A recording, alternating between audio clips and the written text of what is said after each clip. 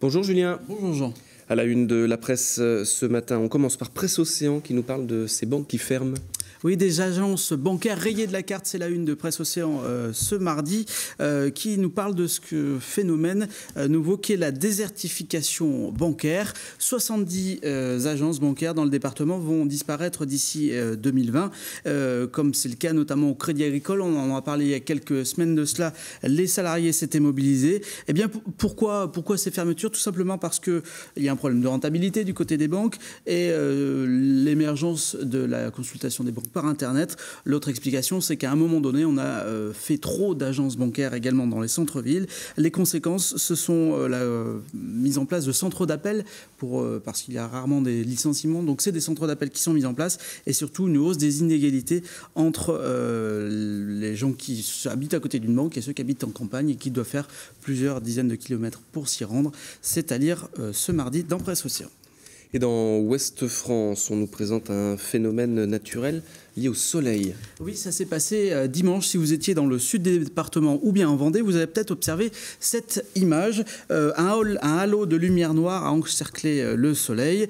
Donc du coup, plusieurs lecteurs de Ouest France se sont interrogés pour savoir s'il s'agissait d'une forme d'éclipse, d'un nuage. Eh bien, pas du tout. Explication, ça s'appelle une parélie. Une parélie, un météorologue l'explique dans Ouest France, c'est un cercle de lumière causé par la réfraction des rayons du soleil par des cristaux de glace. C'est un peu compliqué comme ça, mais ça existe, la preuve. C'est dû à des nuages de très haute altitude qui se reflètent donc avec le soleil. C'est assez rare, mais ça se présente quand même assez régulièrement. Et c'était donc à observer du côté du sud du département dimanche. La Cité des Congrès qui est dans Presse Océan ce matin. Oui, un anniversaire, c'est les 25 ans de la Cité des Congrès, dans la lumière depuis 25 ans. Presse Océan nous explique que 75 salariés travaillent à la Cité des Congrès qui a ouvert en 1900, première pierre posée en 1988. On voit ces images du quartier Champ de Mars, inauguré en 1991 et depuis 11 millions de visiteurs en 25 ans, avec notamment la folle journée, les utopiales. Ici, on ne fait jamais la même chose d'un jour sur l'autre, explique Sébastien Bure, qui est régisseur son à la Cité des Congrès, c'est-à-dire dans Presse Océan.